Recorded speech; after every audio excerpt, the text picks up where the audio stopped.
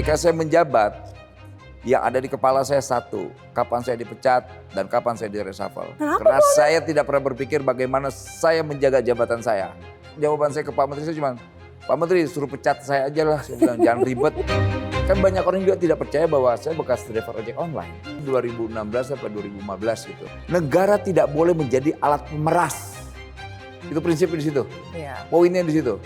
Negara nggak boleh wajahnya itu sebagai gangster. Negara Tapi justru menjadi negara. solusi.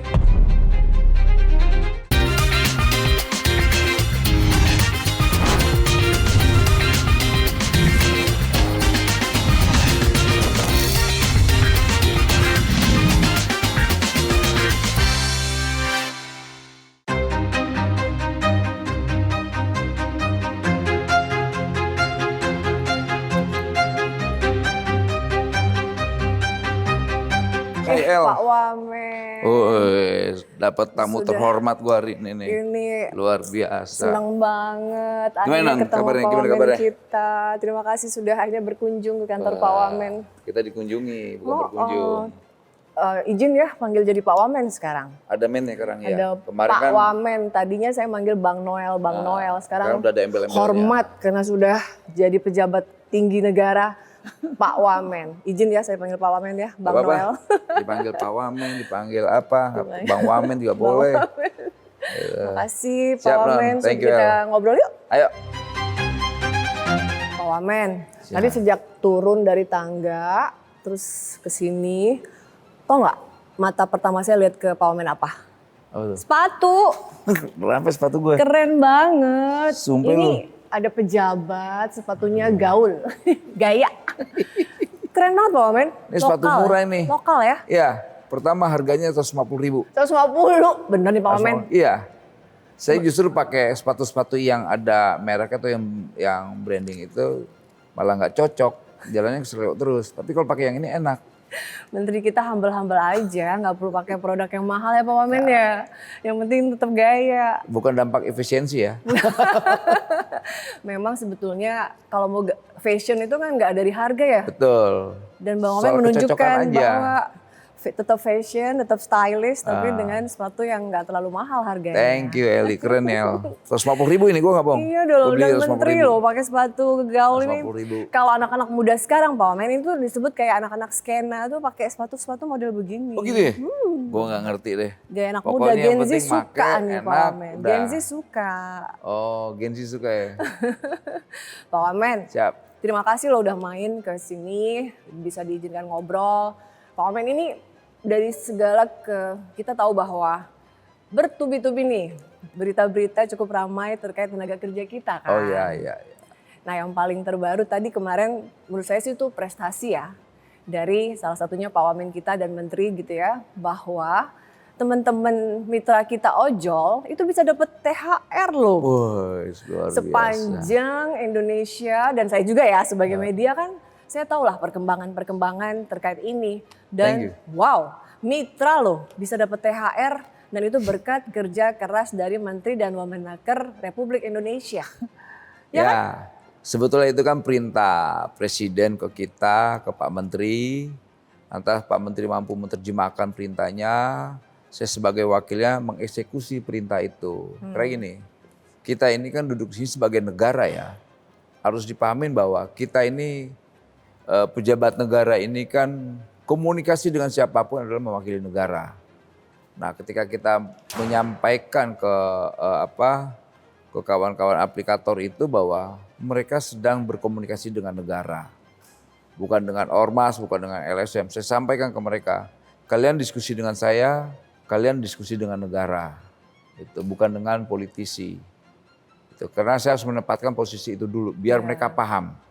Gitu. Jadi negara itu benar-benar mahal di mata mereka. Saya nggak mau memposisikan negara Republik ini seperti ormas dan LSM. Akhirnya bisa ini kan juga menjawab ya teman-teman kita ojol demo, mereka menuntut itu dan mereka sekarang seneng ya dapat THR. Nah gimana nih seorang Wamen merasakan kebahagiaan teman-teman ojol kita? Ya ini kan baru awal perjuangan mereka ya. Awal perjuangan karena hampir 10 tahun mereka tidak mendapatkan hak. yang seharusnya mereka dapatkan soal THR ini, walaupun namanya Bantuan coba ya. kita ini bonus, bukan Bonus, disebut bonus bonus hari ya. raya. Itu proses cukup panjang lah, tapi alhamdulillahnya kawan-kawan yang berjuang ini, kawan-kawan driver ojek online ini, mereka sangat berterima kasih sekali atas apa yang menjadi perjuangan mereka selama ini akhirnya membuahkan hasil walaupun itu sedikit ya. Baru pada pertama soal bonus hari raya. Iya. Itu yang nggak mungkin di komunitas driver ojek online aja mereka tidak yakin bahwa mereka dapat. Kedua, sikap Pak Menteri saya yang begitu luar biasa juga tetap ngotot. Pak Menteri saya ngotot soalnya. Gitu. Kemudian presiden kita yang makin luar biasa, kenapa? Dia benar-benar hadir di tengah-tengah kegelisahan kawan-kawan driver ojek online selama 10 tahun. Dia sampaikan itu di Istana Negara. Dia ngawal ya. Presiden kita mengawal itu langsung. kita suka dengan komitmen presiden bahwa negara itu benar-benar hadir. Iya, kita ingat lah ya bagaimana perwakilan teman-teman ojol diundang ke istana ya kan untuk mendapatkan ya secara resmi bahwa bonus hari raya itu bisa didapatkan oleh teman-teman ya. Ya, lantas lanjut keduanya ada perjuangan lebih berat lagi ke depan soal bagaimana kita mampu mendefinisikan soal kemitraan. Nah, karena kan ini menurut saya ada sebuah penyimpangan, penyesatan makna atau definisi dari kemitraan. Karena Republik ini hadir sampai detik ini sudah sekian puluh tahun, sekarang kita yang sekian puluh tahun ya, mau 80 kalau nggak salah. iya, tahun ini mau 80. 80 tahun. Soal kemitraan itu definisinya adalah saling menguntungkan. Iya, Bukan menguntungkan salah satu pihak. betul. Itu definisi Mitra, mitra. equal. Ya kan, Equal. sama. Karena itu definisi negara kita ya, negara. Iya. Nah ini kan aplikator ini kan baru. Kok mereka bisa sih membuat definisi versi mereka sendiri, dan itu yang coba kita rumuskan bersama gitu. Dan harus kita ingatkan juga bahwa kita butuh pengusaha-pengusaha yang punya jiwa patriotisme. Gitu loh. Kan ojek online ini kan driver-driver ini kan patriotik semua. Patriotik buat pertama yang paling domestik lah, buat keluarga dan Iyalah, anaknya. buat saya ojol itu Iya. pahlawan. Kedua, Memudahkan segalanya. patriotik buat apa? Aplikatornya. Iya. Ya kan, dia sumber nyari duit itu. Sumber revenue, rezekinya, sumber iya. cuan. Iya, iya. Nah ketiga, dia juga patriotik buat bangsa ini. Nah kalau seorang patriotiknya nggak dihargain mau jadi apa? Nah, begitu juga sebaliknya, bahwa aplikator ini juga punya peran yang sangat bagus sebagai aplikator yang patriotik. Mereka ngasih ruang makan untuk driver-drivernya, memberi banyak pelatihan-pelatihan, dan itu kita ketahui, dan dua komponen ini juga harus kita hargain sama-sama.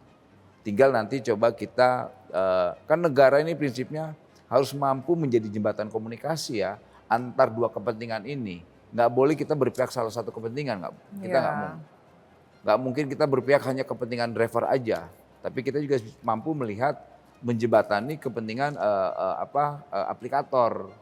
Nah, apalagi nanti di bulan Juni atau bulan apa ada pertemuan ILO International Labour Organization itu di Jenewa. Ya salah satunya agendanya akan merumuskan soal ini. Karena kan beberapa negara Eropa menempatkan kawan-kawan driver ojek online ini sebagai pekerja gitu. Bukan mitra. Makanya mitra itu kan cuma di Indonesia. Iya. Gitu. Dan tetangga kita Singapura sudah menempatkan driver ini sebagai pekerja. Artinya mendapatkan hak yang sama layaknya pekerja. Karena mereka untuk mendapatkan misalnya hak kesehatan, ya kan? Atas ketenagakerjaan, BPJS ketenagakerjaan, tunjangan-tunjangan lainnya. Nanti tinggal kita mau lihat formatnya seperti apa. Betul. Kan itu butuh ya. Karena kan sekarang dengan tren industri digital ini semua kan berbasis digital ya kan. Apalagi ekonomi digital seperti ini, kalau seandainya kita lengah, kita abai, Itu kan bahaya sekali. Jujur, kita ketinggalan lah soal regulasi ini. 10 tahun kita diam tuh nggak tahu kemana. Ya akhirnya Pemerintahnya yang belum Ya, menyelesaikan atau pemerintahnya perjuangan? ya kita harus pahamin bahwa kita kan terlalu sibuk dengan ketertinggalan lah ya. Bangsa ini kan sangat tertinggal dengan selain ekonomi dan sebagainya. Memang kita pemerintahan sebelumnya kan sibuk dengan mengerjakan sesuatu yang sebetulnya memang buat rakyat ini, gitu. Jadi belum menjadi fokus Iya, kemarin belum ya? menjadi fokus ya. Nah, semoga di eranya Pak Presiden Prabowo dengan adanya Pak Menteri, Pak Prof. Yasterli dan saya di sini, ya problem-problem ini tidak lagi menjadi warisan-warisan persoalan lagi Iya. ke depannya. Pak Wamen, ada yang bilang hal begini tuh kan bagian dari sisi humanis gitu ya, artinya tapi ini secara aturan memang ada kan bahwa teman-teman mitra dapat hak kan, Iya. bukan sekedar karena faktor kemanusiaan aja kan? Enggak lah, gini, negara itu rasional nggak emosional. Iya ya. Masa kita, oh kasihan. Ingat, driver ojek online itu bukan pengemis, bukan gembel, bukan gelandangan. Mereka berkontribusi Lah iya mereka punya kontribusi. buat kita dan negara Buat dan juga siapapun. Hari ini orang kan terbantu dengan Iya. driver. Dan kita juga terbantu juga dengan Iya. para aplikator ini Betul, gitu loh. meningkatkan ekonomi. Iya, jadi saya Teman-teman, rasa ya. kontribusinya sama antara Iya, aplikator iya. dan driver. Betul betul. Makanya saya bilang definisi soal kemitraan itu ya sama, saling menguntungkan. Ya. Jangan salah satu yang untung, yang salah satu dirugikan. Itu bukan definisi dari kemitraan. Seperti itu kira-kira El. Pak Wamen, saya jadi langsung ketika tadi Pak Wamen cerita, Apa tuh? ini Wamennya semangat banget gitu ya, memperjuangkan teman-teman mitra ojol. Apakah juga karena saya pernah dapat cerita juga, Pak Wamen dulu sempat katanya jadi driver ojek online, oh Iya. bukan ojek ya, mobil online ya? Enggak, ojek motor, Ojek? ojek online. Pak Wamen? Iya, saya ojek online. Tuh, Dan itu ceritanya begini. Pak Wamen kita pernah jadi ojek online teman-teman, jadi bukan Pak Wamen aja dari Iya, ojek online. saya ojek online. Itu 2016 sampai 2015 gitu. Saat begitu masifnya resistensi terhadap keberadaan ojek online. Saat itu ya? Iya, artinya saya tuh punya kontribusi besar juga terhadap apa? Keberadaan ojek online di Indonesia. Karena di sana waktu kita setiap narik masuk ke gang itu pasti di depan gang itu kita udah ditungguin 10 sampai 15 orang ojek Ojek-ojek pangkalan. yang konvensional ya? Konvensional. Kalau bersyukur-syukur kita nggak dipukulin ya. Biasanya kan dipukulin ya. Iya, ada awal-awal dulu saya ingat kekerasan. sih Dan bagaimana itu terjadi perlawanannya. di mana-mana di Iya, Jakarta, iya, di saat itu, Indonesia. iya. Gitu. Ini bagian dari perjuangan Iya, itu Pak perjuangan. Wamen saat itu ya untuk Dan membela saat teman-teman itu juga ya. kan orang kan kaget ya, saya bisa ambil pilihan itu karena saya suka sekali dengan ngojek saat itu. Ya itu bukan pekerjaan yang apa ya, menurut saya pekerjaan yang luar Bukan- biasa. iya, gitu. iya. Ada tantangan. Makanya saya sedikit tahu realita menjadi driver ojek online. Dulu syarat menjadi driver itu harus meninggalkan dokumen, jaminan dokumen, entah ijazah, entah surat nikah. Nah saya memberi jaminan saat itu adalah surat nikah saya. Oh gitu. Nah dia penasaran, dia cek, bener, Bener. ada. Kalau saya tidak jadi wakil menteri, saya yakin tuh surat nikah saya nggak dipulangin tuh. Gitu. Makanya mereka kaget. Kan banyak orang juga tidak percaya bahwa saya bekas driver ojek online. Tidak ada yang percaya. Ya kalau saya, karena saya juga cukup mengenal Pak Wamen kita ya kan. Pak Wamen kita ini aktivis juga kan ya Ya. kan. Nah apakah ini jadi bagian, ini tuh memang waktu itu, ya maaf nih saya bertanya, apakah memang karena mencari penghasilan atau karena tadi bagian dari perjuangan tadi? Selain penghasilan, saya kan rasional setiap bergerak. Pasti itu ada duitnya. Saya ngojek, karena saya punya motor. Daripada motor saya nganggur, ya saya yang driver aja. Betul, betul, betul. Dan saat itu kan penghasilan driver ojek online itu besar loh. Saat Saya bisa itu, dapat 500 ribu. Iya betul. Saya dapat 500 ribu kan Awal-awal duit dulu halal. ya, Pak Wamen ya. Dan saya juga mengajarkan anak saya juga, lu nyari duit. Biar tahu bagaimana mendapatkan duit, biar tahu bagaimana kerasnya hidup mencari duit.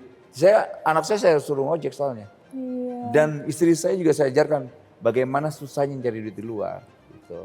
Jadi bukan sekedar pekerja sampingan, enggak. Nilai Kalau itu. kerja sampingan saya nggak mau makan tidur nggak bisa. Saya benar-benar fokus bagaimana mendapatkan penumpang yang super gemuk, yang motornya jadi nyamping jalannya bukan lurus. Ya saya ngerasain. Challengingnya di situ Iya, ya. belum lagi yang kalau menurut titik spot map yang kita dapetin seharusnya cuma 10 kilo itu bisa lebihnya Iya, 15 ternyata kilo tuh.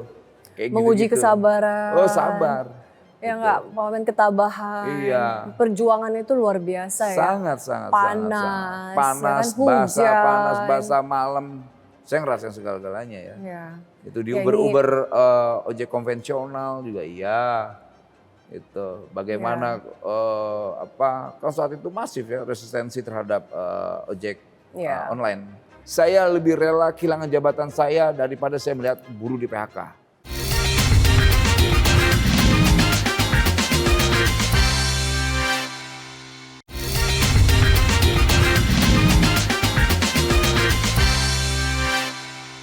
Ke depan artinya kita tetap memperjuangkan juga walaupun sekarang masih disebut bonus dan mungkin persentasenya mungkin belum sesuai yang diharapkan oleh teman-teman mitra ojol. Ya. Tapi setidaknya ke depan mudah-mudahan jadi lebih meningkat ya Pak Wamen ya. Iya. Dan kita juga berharap para aplikator ini bisa lebih peka lagi lah ya terhadap kan mereka pembawa rezeki Betul. buat perusahaan gitu. Makanya kemarin penjelasan kita kan kalian dapat untung banyak, masa 10 tahun nih mereka nggak dapat, cuma setahun Iya, doang kalian bentuk. kasih, nggak mau sih. Betul. Dalam waktu setahun masa kalian nggak untung, bohong banget lah. Gitu. Ya ini kan cara komunikasi lah. Benar, Ya benar. akhirnya mereka juga akhirnya memberi gitu loh, memberi. Dan Ini saya artinya memang senang sekali ya. ya negosiasi pemerintah yang Iya. upaya ini yang makanya membuat ini Iya. terwujud ya. Ya Lalu- selain negosiasi kan ini bukan soal negosiasi saja ya, tapi coba kita menjelaskan peran mereka yang harus kita hargain ya. Nggak bisa juga kita cuman hanya bisa melihat dari sudut pandang kawan-kawan driver. Iya. Kita juga harus lihat dari sudut pandang para aplikator. Banyak sekali aplikator memberikan edukasi terhadap kawan-kawan driver ini. Dan kita juga nggak boleh nutup mata gitu soal peran mereka juga banyak sekali. Kayak mereka menciptakan beasiswa, kemudian entrepreneur, sampai di sana ada kursus buat kawan-kawan belajar jadi salon, belajar bahasa Inggris. Mereka menyediakan hal itu dan itu menurut saya itu bentuk nyata dari sebuah patriotisme. Itu yang dilakukan oleh aplikator. Dan itu saya sangat menghargai sekali. Ya. Makanya tugas pemerintah harus mampu menjadi jembatan yang baik dari dua kepentingan ini. Yang satu kepentingannya tetap kesejahteraannya diperhatikan. Kalau ini kan kepentingan soal keuntungan. Kalau dua-duanya mampu kita komunikasikan tanpa satu ya, negara nggak boleh memeras. Ya. Negara nggak boleh menjadi alat untuk melakukan pemerasan. Selama itu tidak dilakukan, sangat mudah sekali komunikasinya. Sebetulnya. Kan itu dapat Iya, bonus. iya. Kemudian kasus di Kerawang, kemarin berapa bulan yang lalu di PHK 308. Kita datang tidak di PHK. Kan komunikasi yang baik aja. Selama tidak punya kepentingan untuk meres ngambil duit dan sebagainya. Negara semua itu ada untuk Negara ada, memperjuangkan hadir, itu. gitu Negara ya. hadir. Tidak omon-omon ya. Nah itu Seperti tadi, itu El. iya. Nah Pak Wamen, karena Pak Wamen sudah menyindir, saya langsung ke sana juga nih soal PHK ini. Ya kan, ini tuh Pak Wamen tuh udah melihat, Pak Wamen sudah melihat teman-teman kita pekerja yang kena PHK, jadinya Pak Wamen ini bertanggung jawab gitu. Termasuk kan bahwa yang viral kan waktu itu baru beberapa hari jadi menteri sudah, waktu itu kan viral banget Pak Wamen di Sritek gitu kan. Iya. Sudah kita melihatnya menjadi pahlawan teman-teman karyawan Sritex lah Ya. yang terancam PHK. Walaupun kemudian akhirnya juga sekarang kita tahu bahwa sudah berkekuatan hukum tetap dan sekarang memang sudah kena PHK Pak Wamen. Ya. Terkait Sritex ini juga mewakili lah bagaimana perusahaan-perusahaan lain yang tadi Pak Wamen sampaikan di Kerawang dan lain-lain gitu loh Pak Wamen. Ya, soal Sritek ini, kan Sritek ini sebetulnya sudah berkali-kali gagal bayar ya. Dari tahun 2001 kalau tidak salah. Yang akhirnya akumulasinya itu di 2024. 2024 terjadi kepailitan kemudian ditugaskanlah beberapa menteri untuk bagaimana mengatasi problem ini. Karena baru berapa hari presiden definitif Pak Prabowo Gibran tiba-tiba ada puluhan ribu PHK. Iya. Ya akhirnya 4 menteri BUMN, Menteri Tenaga Kerja, Menteri Perdagangan, lantas ada Menteri Perindustrian untuk coba memitigasi problemnya apa. Nah kebetulan saya ditugaskan ke sana itu. Iya. Saya ditugaskan ke sana, coba saya lihat sehari setelah dari Magelang. Saya belum bisa istirahat tuh, langsung ke Tritek. Lantas ya kita mau tahu problem-problemnya apa, ya kita coba meminta ke manajemen untuk tidak melakukan PHK. Lantas kemudian pihak manajemen menyanggupi waktu itu untuk tidak melakukan tindakan PHK. Kita tahan, berkali-kali kita juga negosiasi dengan kurator sempat datang. Saya menyampaikan juga pandangan kita sebagai negara bahwa kita punya kepentingan tidak ada PHK di sana. Semoga kawan-kawan buruh tidak di PHK karena menurut saya PHK itu sosok monster yang mengerikan buat kawan-kawan buruh. Karena kenapa? Kawan-kawan buruh yang bekerja di Stritek itu kan punya ketergantungan hidup mereka di dan mereka perusahaan udah puluhan itu. tahun, Pak Wamen. Sudah puluhan tahun, 50 berapa gitu. Dari tahun 61 kalau nggak salah ya. Gitu. Dan itu kan efek dominonya itu ke lingkungan situ itu kan tidak bagus. Pertama kalau dapat PHK, dampak sosialnya dampak tinggi sosial luar sekali. biasa. Pertama kos-kosan, kontrakan. Kedua anak-anak yang dagang mereka, di situ, anak-anak mereka semua. Betul. Mungkin dulu ya kan yang ternarasi itu kan sekitar ada 50.000. Kalau seandainya itu kita akumulasi 50.000 kali 3, 50 kali 4, itu udah 150.000 Bayangkan orang. Ya, seluruh wilayah jadi angka sekitar spot kemiskinan di situ. Kalau seandainya tidak bisa diatasi, ya ini kan menjadi hal yang mengkhawatirkan, jadi ancaman sosial. Nah waktu itu akhirnya manajemen sepakat untuk tidak melakukan PHK. Negosiasi, terjadilah PHK massal di 2025 tanggal 26 sampai 28 Februari. Ya kan, yang dilakukan oleh kurator. Nah yang mem-PHK ini kan kurator karena ada keputusan hukum. Bukan di saya. Betul. Tapi orang seakan-akan yang melakukan PHK saya, kok saya. Selalu dianggap dialihkan gitu. Kok jadi tanggung jawab Pak Wamen ya? Karena kami tidak mampu, khususnya saya, nggak mampu menjangkau keputusan hukum itu. Beda gitu proses. Beda. Nah orang kan terlalu seakan-akan, ya saya hanya berpikir, oh orang-orang ini mungkin tidak tahu apa itu kurator, apa itu hukum. Nah, tugas saya kan menyemangati, belum lagi mereka nuntut loh, kok Noel nggak mundur, kata dulu bilang mundur. Saya bilang nggak ada satu ucapan saya mundur, saya bilang. Ucapan saya masih ingat, saya lebih rela kehilangan jabatan saya daripada saya melihat buruh di PHK. Tugas kita negara membuat mereka semangat, membuat bahwa kita nih yakin bahwa kita bersama kalian. Gitu loh. Diperjuangkan. Ya ini kan kita perjuangkan. Maka saya bilang kita berhadapan dengan orang-orang yang sedikit pemahaman pemahamannya sangat minim mungkin ya. Tapi kan alhamdulillah setelah dipilotkan, presiden, menteri saya bekerja terus. Tetap melakukan upaya-upaya lah ya. Bagaimana menjamin kawan-kawan buruh Stritek ini bisa bekerja kembali. Akhirnya alhamdulillah ada kesepakatan, ada proses rekrutmen ulang. Betul. Kan keren. Kan bikin pabrik. Artinya terjawab kan. Dijual dan bikin pabrik lagi kan. Betul. Kayak begitu. Jadi ya nggak ada yang harus kita khawatirkan. Memang ke depan nanti harus ada ya namanya negara tuh benar-benar harus hadir. Dan Pak Prabowo dan Mas Gibran itu pemerintahan yang menurut saya pemerintahan yang bisa sangat-sangat bisa diandalkan dalam soal keberpihakan. Nah, lalu Pak Wamen gini, nggak sekedar PHK, nggak sekedar tadi yang Pak Wamen bilang bahwa pengamat ekonomi bilang bahwa memang ekonomi global kan sedang tidak baik-baik saja, dan itu juga berdampak di Indonesia. PHK atau banyak juga pengajuan kepailitan itu atau dipilotkan karena banyak usaha-usaha yang harus dipilotkan. Sehingga tentu saja kan berdampak ke PHK lainnya. Nah lalu bagaimana Pak Wamen kita memperjuangkan terkait teman-teman yang tadi terdampak PHK ini. Karena bukan berarti bahwa pasti kita akan lihat banyak lagi yang mungkin menjadi korban PHK seperti Ya. ini Pak Wamen. Ya memang iklim industrial kita ini kan lagi tidak baik-baik aja.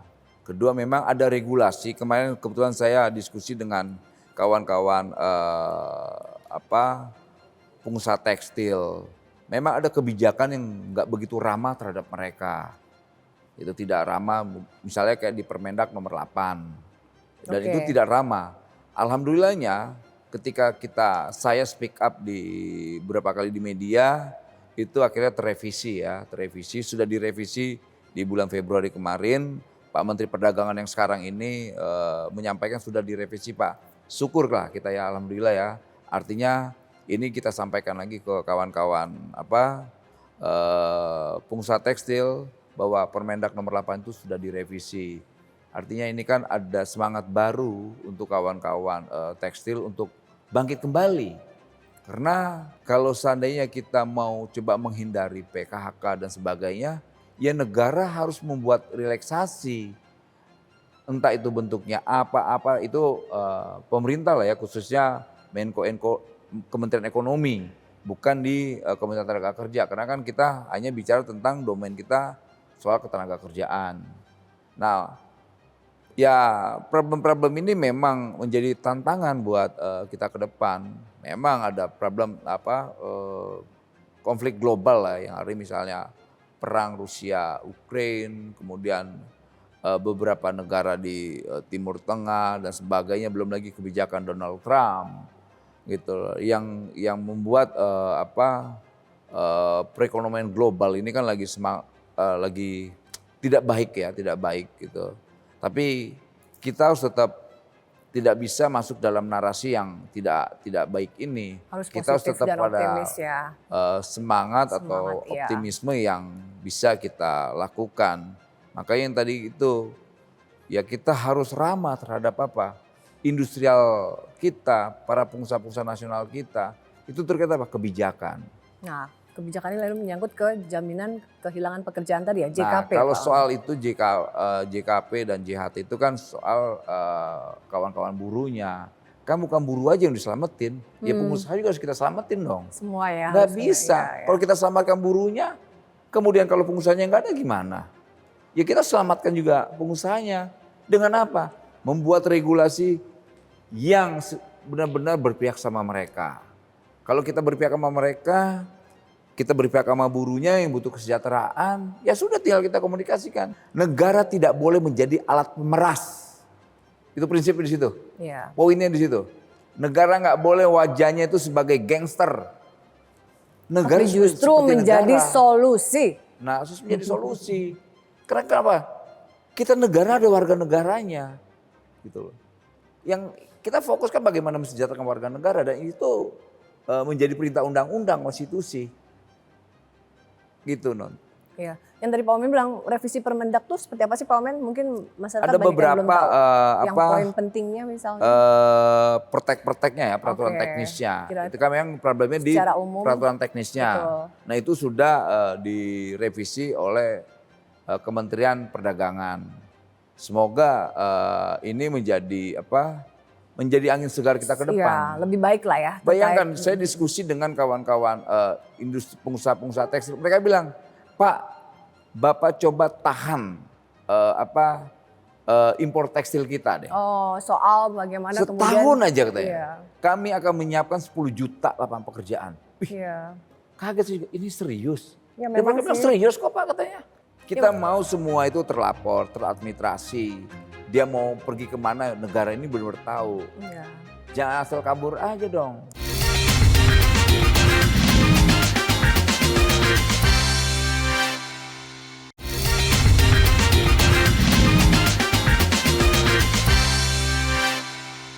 Ya kita tahu sih Pak Wamen soal bagaimana tekstil luar gitu ya menyerbu Indonesia lalu mematikan Nah. tekstil-tekstil dalam negeri ini kan cukup ya artinya kita melihatnya memprihatinkan lah ya. Tinggal kita lihat Serbuan siapa yang gitu. punya kepentingan terhadap impor ini. Betul. Gitu. Apa kita cek orang ini udah nggak punya nasionalisme lagi kah? Atau mereka memang mendapatkan keuntungannya sendirilah? Iyalah, Cuman dia doang yang punya hak hidup di Republik ini kah? Ini kan kecenderungannya Iya. kan Ya kita kan punya analisa tersendiri kan, Ya. jangan-jangan orang ini punya kepentingan untuk nyari cuan. Biasalah kan Pak Wamen itu Gitu. hukum dagang lah ya. Ya, Banyak hukum dagang, pihak-pihak hukum yang dagang mencari gini. keuntungan. Kita boleh gini, gak ada di Republik ini dilarang orang untuk mendapatkan keuntungan. Tidak ada, ketentuannya tidak ada. Tapi ada prinsip-prinsip kebangsaan, nasionalisme itu yang harus dijaga. Jangan kita karena kerakusan kita, kemudian kita korbankan buruh, pengusaha kita. Iya. Nah ini yang jiwa patriotisme ini yang kita pertanyakan, ini jangan-jangan gak ada. Nah, Itu. itu dia jadi penting nih Pak Wamen. Bagaimana kemudian misalnya tadi ya, ini terkait ini dua kementerian aja nih.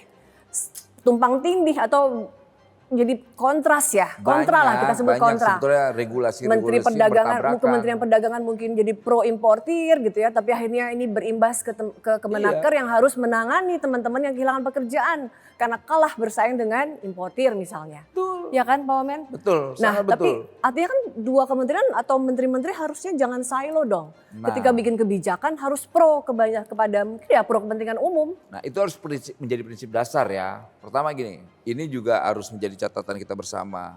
Ketika membuat regulasi entah itu permen atau apa, standarnya itu harus keberpihakan. Keberpihakan Gitu loh, jangan sampai kepada masyarakat, kepada rakyat. iya, terhadap industrial boleh, terhadap buruhnya juga harus dipertimbangkan.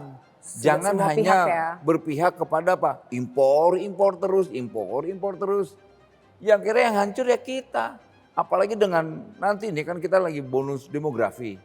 Kalau salah tata kelola, waduh ini kita hanya melihat di mana-mana tuh bayi monster tuh nanti itu. Ya, makanya presiden kita selalu bilang stop, kita harus swasembada. Swasembada pangan, energi. Betul. Ini Gitu. juga bagian dari itu ya Dan Pak Wamen. itu saya yakin kita akan mendapatkan berkah lah ya Ya. dengan hadirnya presiden kita hari Ya. ini Pak Prabowo Subianto. Nah Pak Wamen ini lalu menarik juga nih. Lagi kita sedikit flashback juga.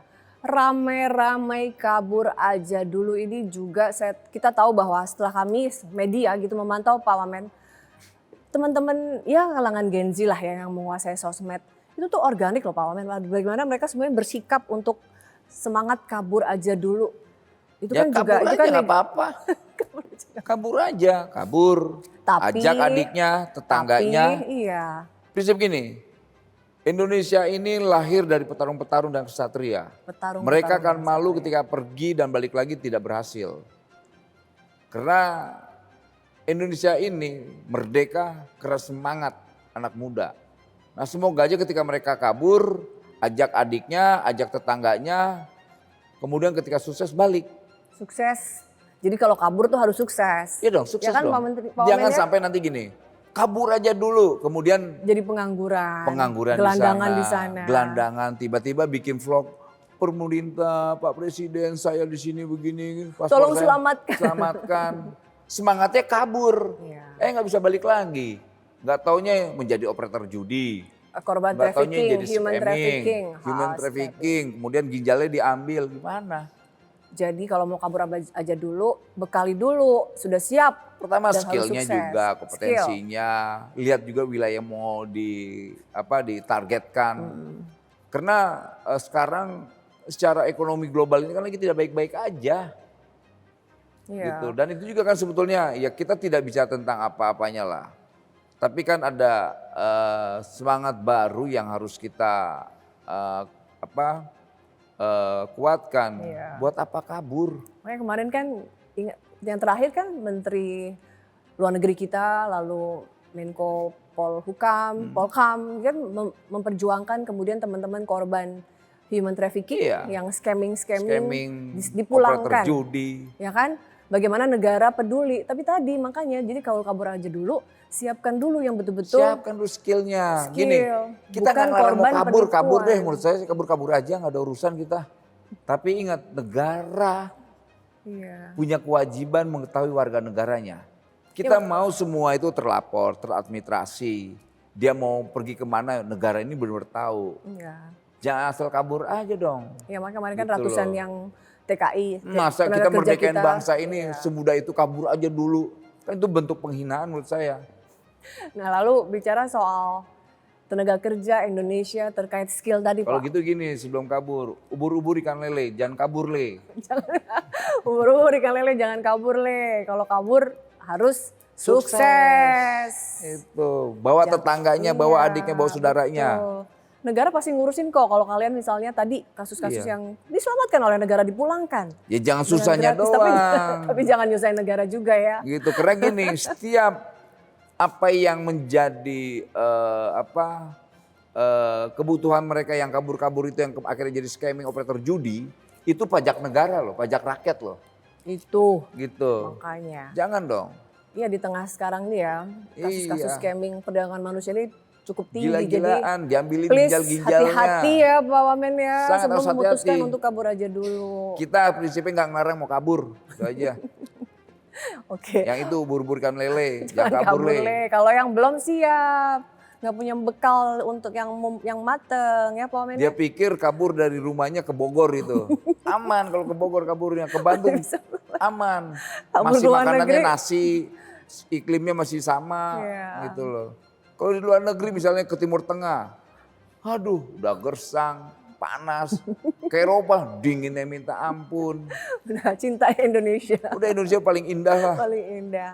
Pak Wamen, tadi terkait soal kualitas SDM, saya jadi gini, saat bahwa kita memang mau meningkatkan produktivitas ekonomi kita, tapi saya melihat data nih, kok Indonesia kok makin kalah ya sama Vietnam?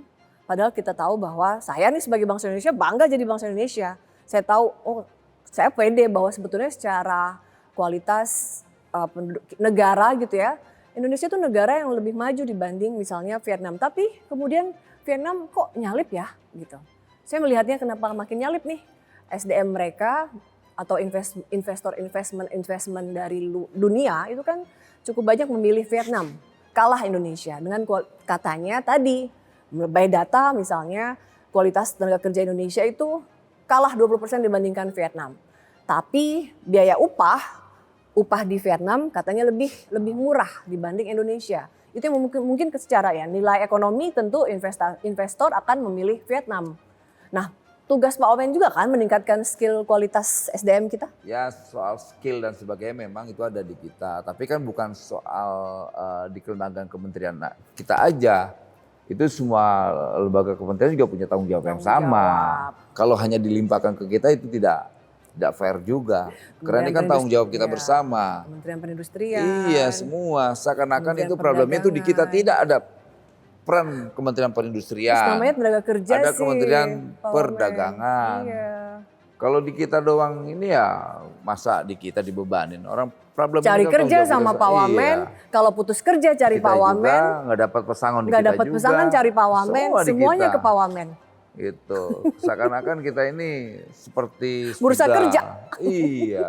Bursa Jadi kerja memang lalu kita negara ini harus panti sosial. mengevaluasi. Seperti yang tadi kamu Iya. menjadi pertanyaanmu. El. Vietnam. Kok Vietnam begitu ya? Iya. Harus kita berani mengevaluasi diri. Kita berani mengkritik diri kita sendiri. Ada apa dengan Vietnam? Sebegitunya Iya. ketertinggalan kita ini. Kalau hasil saya diskusi dengan kawan-kawan pengusaha tekstil, mereka bilang, Pak, kalau kami tidak punya jiwa patriotik, kami jujur katanya, kami di sana dikasih karpet merah Pak katanya. Oke. Dikasih karpet merah mereka. Di kita, di Persin, datang ormas, datang preman, datang ormas, datang preman. Nah, katanya tadi Pak Wamen. Ya akhirnya kita tahu nih, bagaimana? bagaimana ini masih PR bangsa kita nih. Biaya siluman ini katanya lebih tinggi dari biaya sebenarnya. Nah itu juga kan yang tadi saya katakan. Makanya negara itu jangan memposisikan sebagai preman, jadi gangster. Ya akhirnya dampak cost di industri mereka kan jadi tinggi. Iya. Bayar A, bayar B, bayar preman, proposal preman. Ya kita ada berapa hari raya? Natal, Tahun Baru, Lebaran, 17-an, Iya. ulang tahun ormas, ulang Pengusaha. tahun ketua umumnya. Sebab 6. Bawa proposal. Berapa proposal dah? Ormas saja banyak. Iya, sementara belum untung tiba-tiba Nah, udah didatengin itu. dipalak ya istilahnya Pak Wamen ya. Dipalakin gitu kan itu nggak bagus. Dipalakin. Nah di sisi lain para pengusaha ini kan sudah bayar pajak. Udah bayar pajak ke negara ngapain lagi dipintain. Itu Pak Wamen, PR kita nih sebagai Bukan bangsa. PR lagi, ya negara harus tegas. Kalau negara harus ini mau tegas. sejahterakan rakyatnya, Bersihkan yang gitu-gitu. bukan itu yang dibersihin, kita yang harus bersih. Negara ini harus bersih. Negara harus bersih. Kitanya harus bersih. Makanya tadi awal saya bilang, watak kita jangan kayak preman dong, ikut meres. Preman-preman itu berani ngelakuin karena kita mewariskan perilaku itu. Jadi sebenarnya Negara mau wariskan perilaku itu. pemerintah harus berbenah juga ya Pak Wamen ya. Nah, di kita dulu. Contoh yang paling bagus itu apa? Di Jawa Barat. Pemimpinnya itu hadir. Di tengah-tengah Pemimpinnya masyarakat. tidak minta jatah ke industrial, tidak minta jatah limbah, tidak minta jatah anaknya kerja di situ, tidak minta jatah saudara yang kerja di situ. Itu. Makanya saya bangga sekali dengan kepemimpinan Kang Deddy Mulyadi ya, Gubernur Jawa Barat. Semangat untuk melayani rakyatnya luar biasa. Dan itu kita sebagai rakyat nih melihatnya harusnya itu ditiru oleh pejabat-pejabat lain. Pemimpin kami nih, ya negara, Ya. Pak Wamen. Iya. Kita ini kan di sini digaji oleh pajak-pajak rakyat.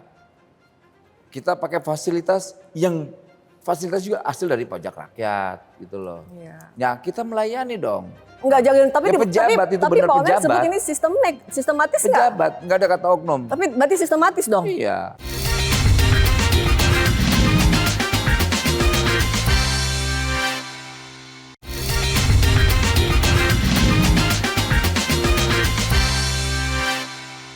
Ini tuh model yang budaya ya, mental ya. Nah, mentalitas kita. Mentalitas pejabat kita, pemimpin kita juga harus juga dibenahi Pak Wamen. Lah memang, makanya kan tadi saya bilang jangan nyuruh-nyuruh mereka yang preman-preman. Kita dulu bersih dulu.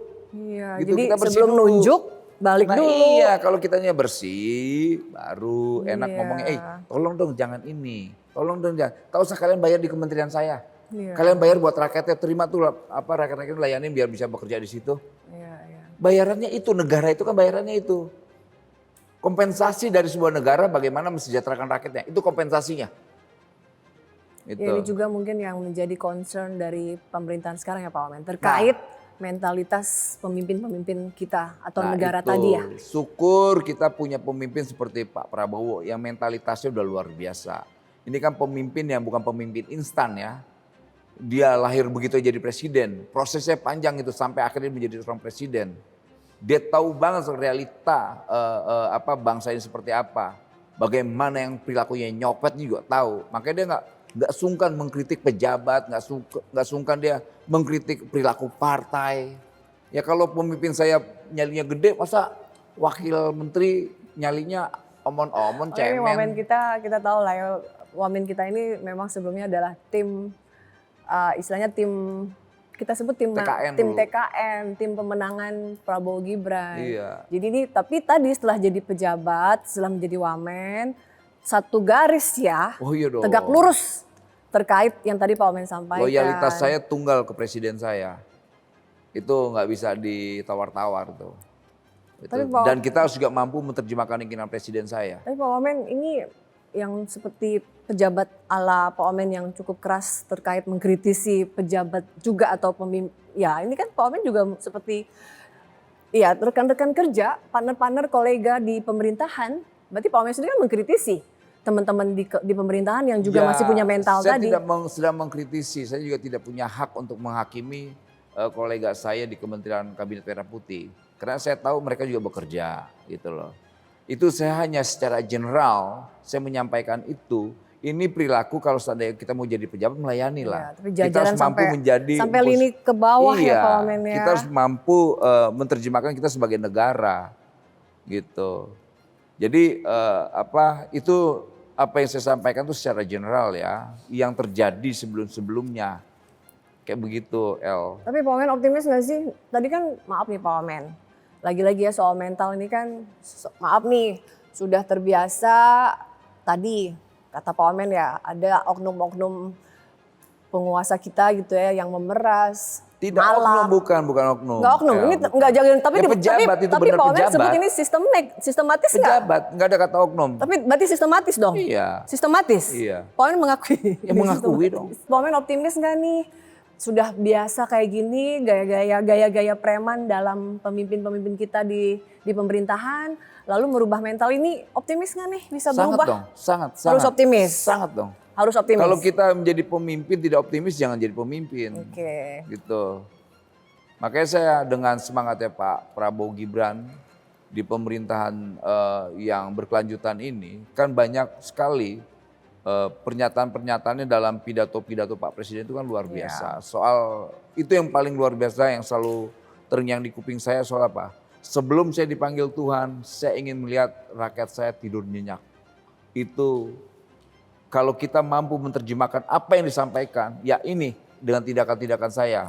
Bagaimana kawan-kawan driver ojek online mendapatkan bantuan hari raya. Kemudian kita lihat buruh, kita hadir tengah-tengah kawan-kawan buruh. Alhamdulillah sampai detik ini ya saya dengan kawan-kawan buruh kan bersahabat ya. Karena saya langsung terjun ke bawah ngeliat problem mereka gitu. Dulu kan pejabat itu ketika di demo kan minggir ya, alergi ngeliat demonstrasi. Kalau saya tidak, saya datengin. Nah, gitu, saya ini Pak datengin. Wamen, nih saya nih mewakili rakyat nih. Mau bilang nih Pak Wamen mewakili pemimpin kami nih, pemimpin negeri, pemerintah, negara. Pak Wamen titip sikat-sikatin tuh pejabat-pejabat atau pemimpin-pemimpin yang masih punya mental seperti tadi. Ya. Janji Pak Wamen. Bentuk nyikatnya kan dengan kita juga bisa memberi contoh perilaku yang baik. Gitu. Misalnya kayak gini, semenjak saya di Kementerian Tenaga Kerja ini naik pesawat itu nggak pernah bisnis. Jadi dimulai dari diri kita dulu. Kedua, ya. saya coba mengurangi hal-hal yang sangat protokoler sekali ya, gitu. Kalau dirasa nggak perlu pengawalan, gitu loh. itu sensitif Gitu. nih Pak Wamen soal wing-wing ini. Iya, saya Selalu tahu viral itu. tuh, Makanya saya menyakiti selalu ingatkan, masyarakat. jangan. Menyakiti Gitu. saya Kecuali memang ada tugas-tugas penting Iya. yang harus saya tempatkan ya. Saya pakai tuh wing-wing. Kalau lagi urgent. Karena gini, dia digunakan saat dari rumah dinas ke kantor. Itu memang hak saya. Tapi di luar itu nggak boleh. Makanya saya sering gunakan mobil pribadi saya. Ya, tanpa Gitu. pengawalan. Nggak mau pengawalan. Menikmati Dan itu aja boleh ditanya kemacetan. langsung dikonfirmasi ke pengawal Jadi saya. Pak tuh. Wamen biasa kan menikmati kemacetan walaupun Wamen bersama rakyat, bersama saya. Saya kalau macet pilihan saya naik ojek, ojek motor. Ojek motor. Saya nggak peduli, saya Praktis turun aja ya. Iya. Itu kan banyak hal yang sederhana, jangan diperumit gitu, ribet-ribet banget sih hidup gitu. Pak Wamen, udah sebelum kita tutup aku ada pertanyaan cepat ya. Pak Wamen harus pilih. Oke? Saya kok cepet-cepet malah susah ngerespon itu. Makanya yang susah Pak Wamen kita kasih Iya. tantangan. Boleh. Pak Wamen, mendengar atau berbicara? Mendengar. Oh iya, Pak Wamen perasaan suka banyak bicara di depan. Mendengar dulu lah. Bagaimana aku mau bicara kita tidak bisa mau mendengarkan. Oke. Tegas atau kompromi? Tegas dan berkompromi. Satu Pak Wamen. Tegas. Oke. Ikut aturan atau buat terobosan baru? Terobosan baru. Oh gitu, orangnya inovator ya. Iya. Selalu punya mainan baru, Kalau challenge baru. aturan hanya menghambat terobosan, aturannya kita tabrak. Suka. Aktivis atau politisi? Aktivis. Jadi nih Wamen kita selamanya aktivis ya? Nah itulah kadang-kadang saya sudah susah ngebedain antara posisi saya dan sebagai aktivis. Makanya sering saya orasi-orasi juga. Makanya saya bilang negara itu jangan memposisikan dirinya atau wajahnya sebagai gangster atau monster.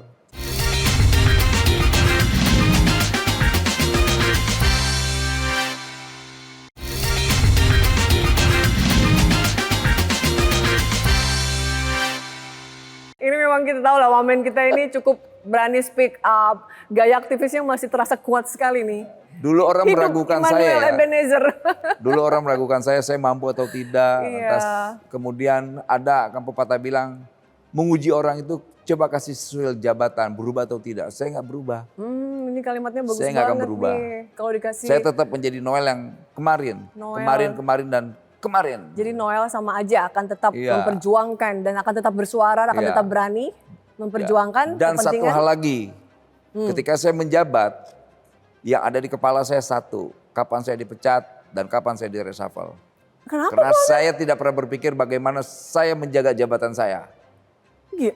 Iya. Nggak suka jadi wamen atau nggak mau? Ya bukan gini, ini kan tanggung jawab yang harus saya pikul ya. Oke. Nggak boleh saya menghindar dari tanggung jawab Namanya itu. ditugaskan ya Gitu. diemban dengan baik, dilaksanakan dengan Nah, baik. makanya kan terkadang dengan apa yang saya lakukan itu selalu berbenturan dengan orang-orang yang tidak nyaman dengan apa yang saya lakukan. Nah, kata tidak nyaman itu. Banyak Iya. yang gak nyaman dengan Loh, seorang Noel. Salah satunya kayak misalnya ojek online, Iya. driver ojek online mendapat BAS. Selama ini kan pejabatnya kompromi. Yang akhirnya lupa dia memperjuangkan warga negara itu. Kompromi itu Ya mungkin iming-iming, dapat duit menerima kali ya. iming-iming ya. Jangan iming-iming, dapat duit. Berani banget. Tuh. Saya coba menghaluskan wamen kita. Ya kayak blunt. gitu, dapat duit Dapat mungkin duit. gitu. Jadi banyak hal yang menurut saya ya negara itu benar-benar tidak ada. Itu makanya saya bilang negara itu jangan memposisikan dirinya atau wajahnya sebagai gangster atau Oke. monster. Jangan gangster atau monster. Iya. Makanya Pak Wamen mau bilang bahwa jabatan ini tugas dan Immanuel Ebenezer tidak pernah takut kehilangan jabatan ini. Wah, yang ada di kepala saya, ya Pak Menteri saya itu pernah ditegur lah ya. Karena mungkin saya terlalu cepat kebut. Saya jawaban saya ke Pak Menteri saya cuma, Pak Menteri suruh pecat saya aja lah. Saya bilang jangan ribet. Pecat aja. Pecat aja yang kelamaan. Ya, ada yang takut kehilangan jabatan, ini ada yang sangat Agak. minta dipecat. Baik. Immanuel Ebenezer Gerungan, Terima kasih. Wakil Menteri Tenaga Kerjaan Republik Indonesia. Terima kasih sudah sedemikian kita ceplas-ceplosnya omon-omon. Jadi bukan omon-omon, ini benar-benar ngomong dengan berani kepada kita, kepada pemirsa program Orang Penting Garuda TV. Oh, thank you Terima Non, kasih, makasih Bang ya waktunya. Noel. Luar biasa, hebat. Keren. Pertanyaannya keren.